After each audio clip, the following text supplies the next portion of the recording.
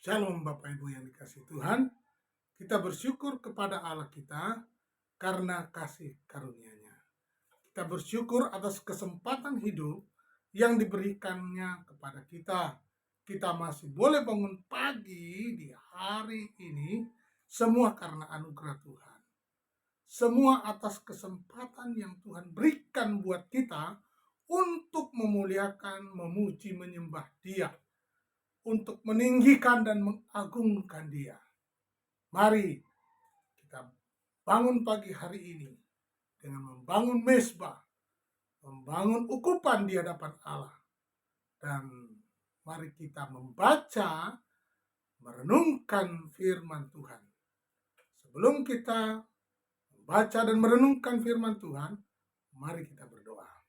Terima kasih Bapa Surgawi buat hari yang baru ini.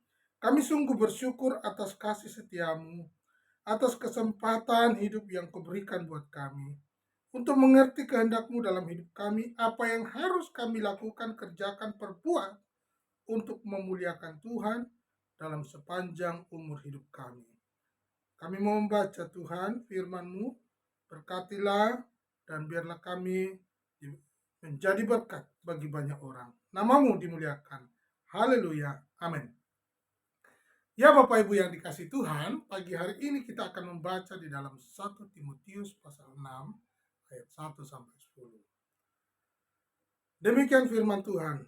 Semua orang yang menanggung beban perbudakan hendaknya menganggap Tuhan mereka layak mendapat segala penghormatan, agar nama Allah dan ajaran kita jangan dihujat orang.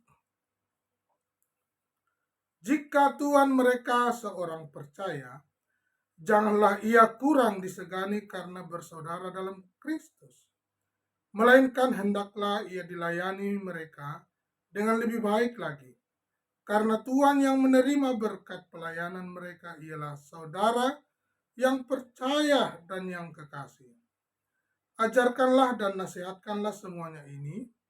Jika seorang mengajarkan ajaran lain dan tidak menurut perkataan sehat, yakni perkataan Tuhan kita Yesus Kristus, dan tidak menurut ajaran yang sesuai dengan ibadah kita, ia adalah seorang yang berlagak tahu, padahal tidak tahu apa-apa.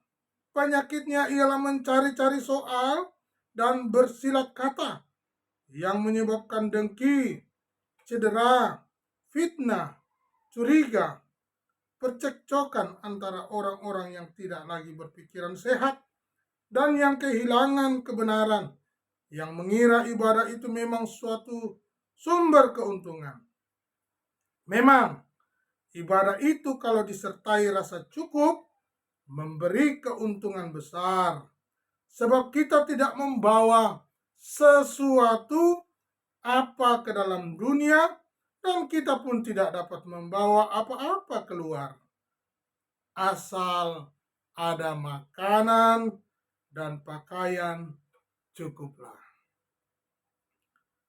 Tetapi mereka yang ingin kaya terjatuh ke dalam pencobaan, ke dalam jerat, dan ke dalam berbagai-bagai nafsu yang hampa dan yang mencelakakan, yang menenggelamkan manusia ke dalam keruntuhan dan kebinasaan. Karena akar segala kejahatan ialah cinta uang. Sebab oleh memburu uanglah beberapa orang telah menyimpang dari iman dan menyiksa dirinya dengan berbagai-bagai duka. Bapak Ibu yang dikasihi Tuhan, kita sudah membaca satu perikop. Saya kasih judul, asal ada makanan dan pakaian, cukuplah. Puji Tuhan. Bapak Ibu yang dikasihi Tuhan, setiap kita orang percaya, ya hendaknya kita bersyukur dan menaikkan syukur, ya, karena ada kepuasan, ada yang dimaksud kebutuhan pokok, ya, sandang, pangan, dan papan. Ya, kebutuhan ini adalah kebutuhan yang penting bagi hidup kita. Nah, pertanyaannya adalah bagaimana kita sebagai orang percaya hidup dan menghidupi kebutuhan ini. Ya.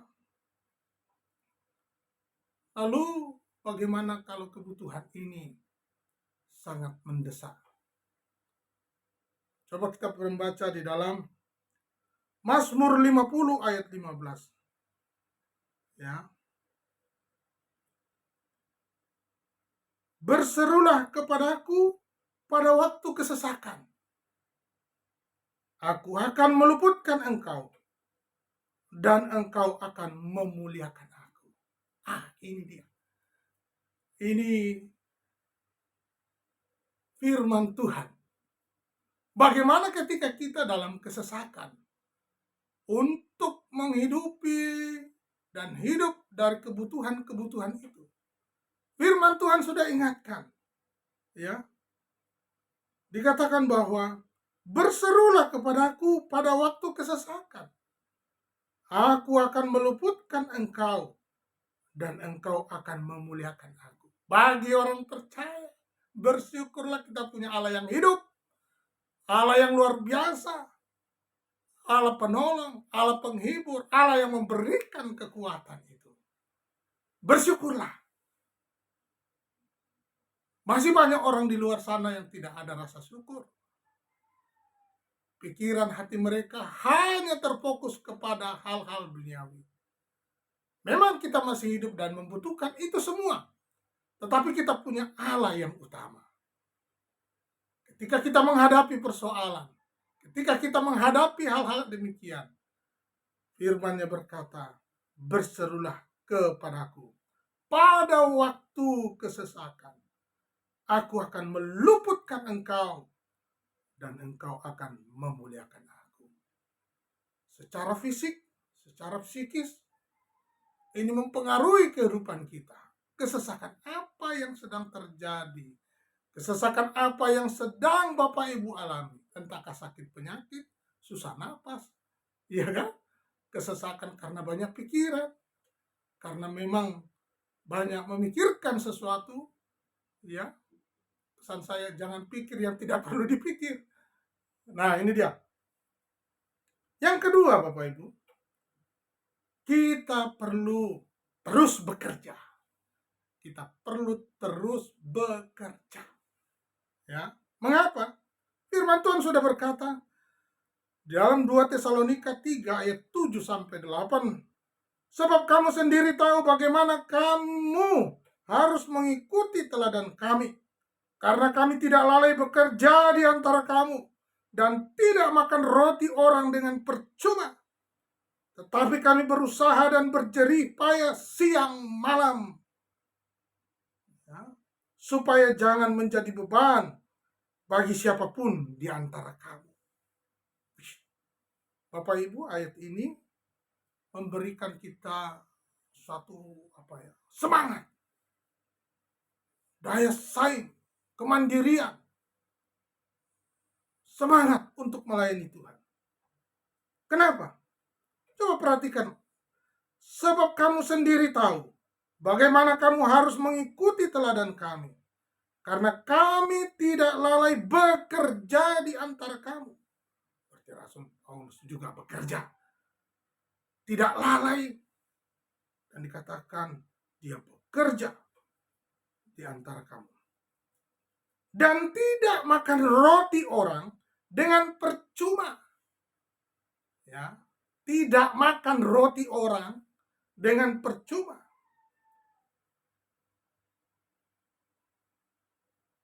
Tetapi kami berusaha dan berjerih payah siang malam supaya jangan menjadi beban bagi siapapun di antara kamu.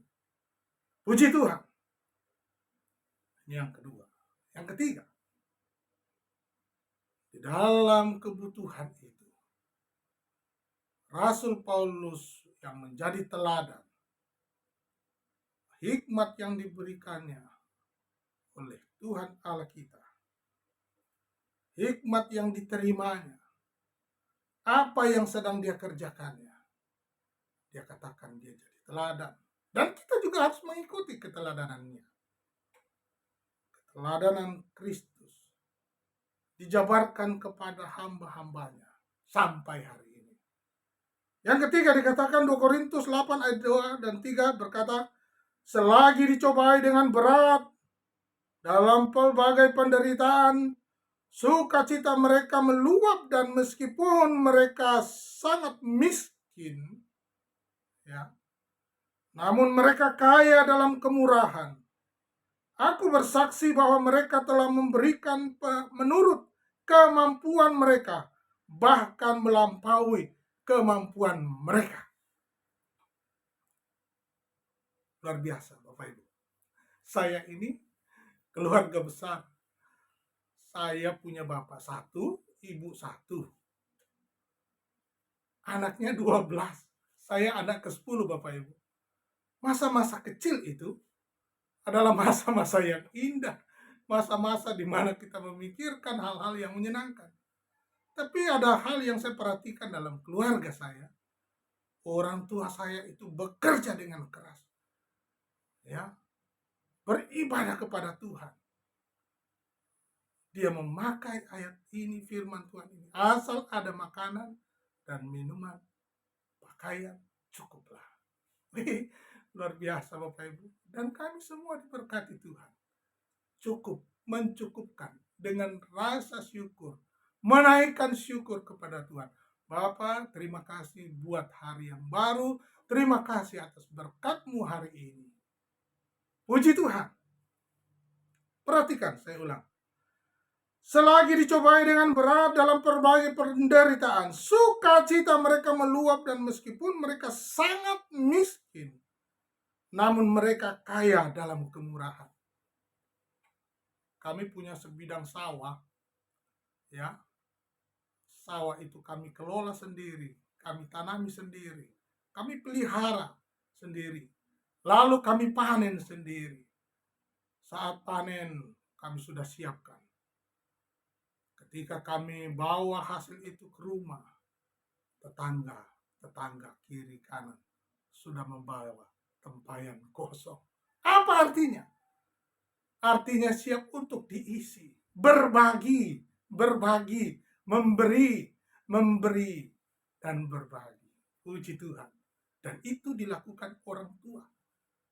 Kami anak-anaknya melihat, wah, sungguh indah. Sekalipun kita kekurangan, di dalam kekurangan, tetapi kaya dalam kemurahan. Puji Tuhan. Dan itu menjadi teladan kepada anak cucu. Ditanamkan kepada anak cucu untuk melakukan hal yang sama seperti firman Tuhan katakan ini. Mereka sangat miskin, namun mereka kaya dalam kemurahan. Aku bersaksi bahwa mereka telah memberikan menurut kemampuan mereka, bahkan melampaui kemampuan mereka. Puji Tuhan. Ada sukacita di dalam memberi. Puji Tuhan. Berikutnya Bapak Ibu.